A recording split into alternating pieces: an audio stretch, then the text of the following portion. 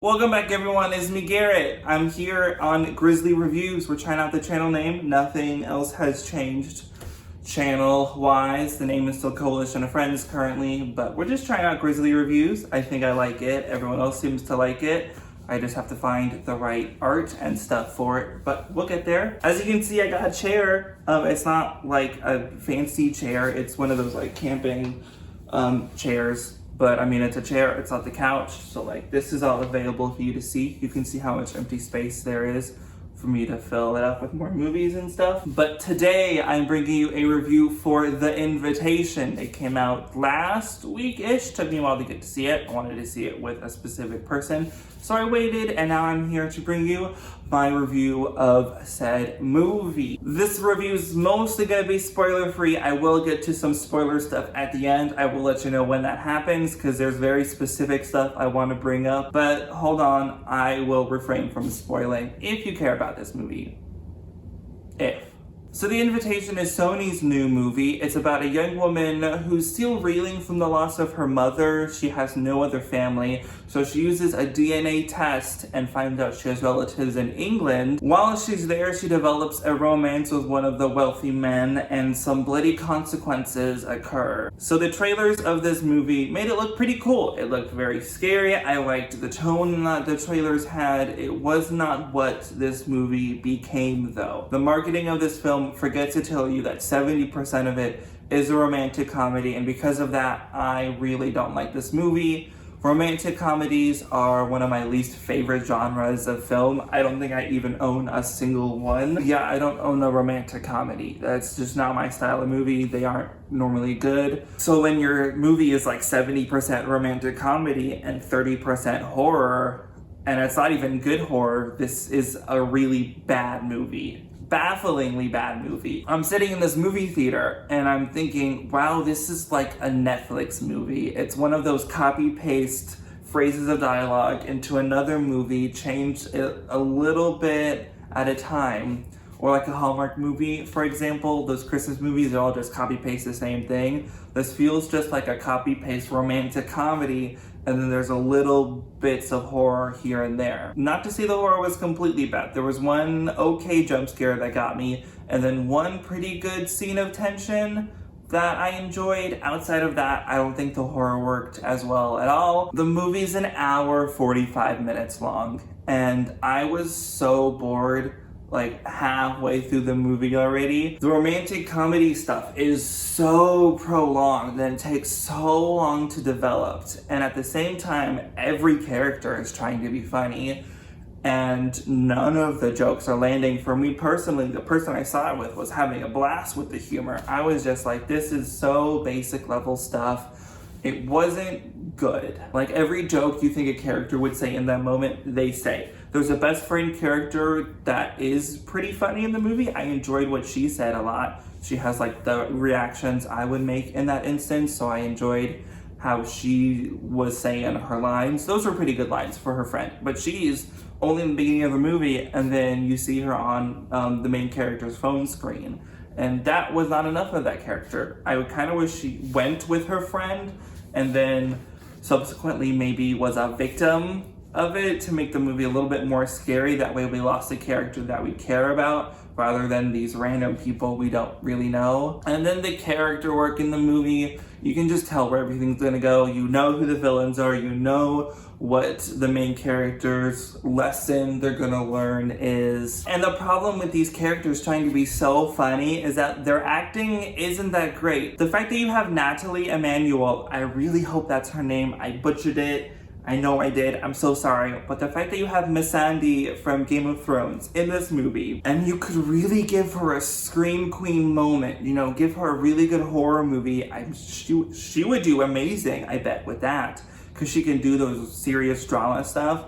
But hearing her trying to do jokes and be lighthearted and fun, that's just not where I see this actress working that great. I think the lead actor dude playing like the love interest, you can tell he's a Disney Channel kid in the worst way. And I know that's mean, but he was Captain Hook's son in The Descendants 2 and 3. I hate that I know that, by the way. And his face is just so, like, you can tell what's going on when you see his face and his ears. You know what's going on with his ears at certain angles. I didn't buy the romance. It was so boring. I didn't like the English friend that she makes that brings her to the family. He was like a little bit charming. I kind of liked their banter, but he was another one of those characters that had to have a joke almost every single line he said. There wasn't just, you know, getting to know this character at all. And then when we arrive in England, he's gone, poof, out of the movie for only a few scenes. He's just not important to it at all. It felt like they used that character the wrong way. There's a really weird frame rate something that they do with this film. Either they're speeding up sequences to where they're just making it like fast forwarded, so characters moving or they're running, or just like specific scenes. The editing was awkward and it made it not good to look at. Like, you have movies that pull off different frame rates for specific things, right? Into the Spider-Verse is a great example of them fixing frame rates to affect like how something would look in a comic book. But this one, I think they were just cheap and didn't get what they wanted to, and knew that maybe Sony only gave them a certain amount of time, an hour 45 minute, exactly hour 44. It's so squished. The problem is, it feels too stretched out at the same time. Cut this down to 90 minutes, including credits, and I will give this movie a higher grade. It's too long. All in all, would I recommend this movie? I don't really think so. It fails in most regards. I would give this movie personally a 3 out of 10. I didn't enjoy it that much. I would not recommend paying to see this movie. We want good original horror. I don't want schlocky horror that is just there to make a quick buck. I'm so glad we saw this on $3 National Cinema Day. That is the day you should have seen this movie. If you're gonna go see this movie, $5 Tuesdays, matinee pricing, that's how I recommend you give this movie its money. Because Sony needs to stop making shitty vampire movies. Sony hates vampires. That's what I'm gonna put on this thumbnail. Sony hates vampires. Morbius was an awful movie, which I get why they had to push back to 2022 because COVID in general, but like, this movie sucks. Okay, I'm gonna get into the spoiler stuff I wanna talk about because it's like really irks me. This movie has one of those final girl, super feministic, she's gonna beat everyone up vibes, and I don't like the route of the feminism stuff that they take. There are movies that do this spectacularly. Ready or Not, for example. Samara Weaving does not have to get turned into a vampire to beat up people. She does it all on her own. It's badass. It's a struggle for her. You feel for this character. You are in this ride with her. What the fuck is wrong with you? You fucking animal, you piece of shit, little tiny dick licker fucking asshole fucking eye. Evie in this movie, I could give less of a shit about. I feel for her with what happened with her parents and the fact that she feels lost in this world. Her work isn't going well. Her artistry is not coming along with her making ceramics. But if you require your female character to be turned into a vampire, which by the way, she shows a great amount of disgust when other characters are drinking blood, that you would not think she would go that cannibalistic-y route to drink blood and then turn into a vampire so she can go kill people. Here's the thing though, she doesn't use these vampire powers that much. She literally pushes down fire, sets some people ablaze, saves this girl, runs off, and then has a little bit of a fight with one of the wives of the main dude. And then the other wife comes in, they have a fight, they both effectively kill each other in that moment. So Evie didn't have anything to do with that. Then she kills the butler, which could have been cool, but no, it's a PG-13 movie and a bad one at that. And then the main villain dude, the love interest, comes in. He's super old now because his vampire-isms are turned away because he got stabbed. That logic doesn't make sense. I don't know vampires that well, but that doesn't seem right. And then she grabs like a thing that she used at the beginning to like take like this, like basically a garrote, I think, is like a string that she would take to use like the ceramic stuff off of her spinning thing. She grabs that because this dude has like a ceramic thing at his house. and she only uses it to cut off his hand. Early in the movie, an old lady maid tells us that you can behead them, set them on fire, or hit them with a spear, and that's the way to kill them. So we get the spear with the butler, not a vampire. We get the fire, which is eventually where, oh, we do get the spear, because that's how the two wives die. You get the fire, which is how the husband first gets killed-ish, though he gets stabbed as well. She grabs the garrote. He's like holding her up, so her two hands are free. She literally only just does this, takes his hand off, so he lets her go, and then they both fall to the ground. She kicks him into the fire, and boom, end of the movie. It would have been so awesome. Give this a rated R movie, make it so much more scarier. I would have like jumped up and cheered if she grabbed the ceramic string thingy and like fucking beheaded him. Would that be possible? I don't know if the spinal cord could do that with a string, but I mean, a character does it before at the beginning of the movie. She kills herself by like holding like a thing and basically like jumping off a ledge, and a wire cuts her head off that way. But we don't get to see that. We get the ceramic pot hanging on the ground, but like no blood dripping if she apparently just cut her head off. So it was like, okay, weird horror stuff from the very beginning of the movie. I dislike the fact that you break the character's moral grounds, turn them into a vampire, for them to not really use these vampire powers against the people they're trying to defeat.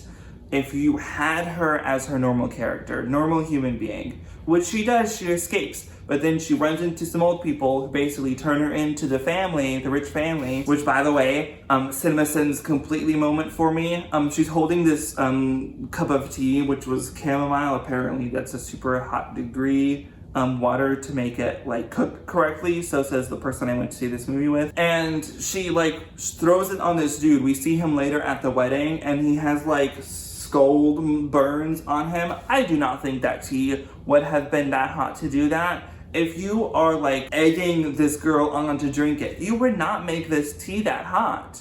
That doesn't make sense unless it's fucking holy water they used.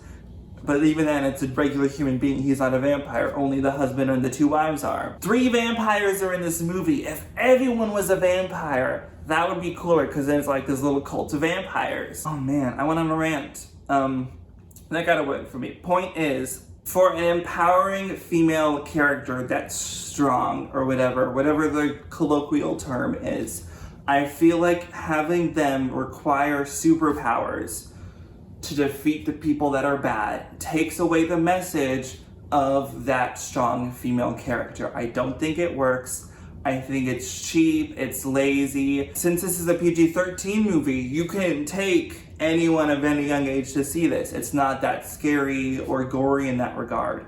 So that's why I think Rated or Not does it better. Yes, it's a rated R movie. It's so worth its rated R-ness, but it does the point of a woman character not being weak, physically being able to do everything they can to get out of an insane, deathly situation, while not just like breaking down and crying or losing their moral grounds. Killing is one thing, but like, I feel like consuming someone's blood is a step too far. I don't know. I'm not a cannibal. I don't know. I'm not the dude from Death on the Nile. What's his name? Y'all know who I'm talking about, I'm sure. So that's the end of my review for The Invitation. I did not really enjoy this movie. I wouldn't really recommend it. Again, I'm giving it a 3 out of 10. Not fun. Sony, stop making bad movies. Stop it. Stop it. I'm thinking of a dynamic banter bit. I'll try to find it and put it in here.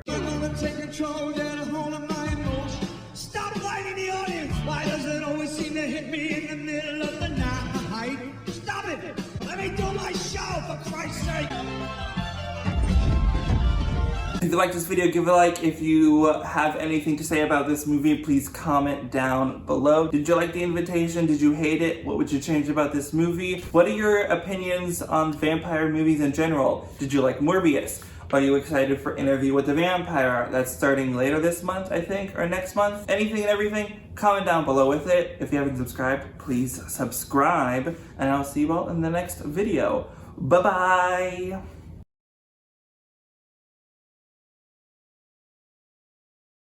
Oh my god, vampires, I don't need them anymore. I hope Interview with a Vampire is good, but for right now, I don't care. What We Do in the Shadows is good though. I like What We Do in the Shadows. That's good for vampires.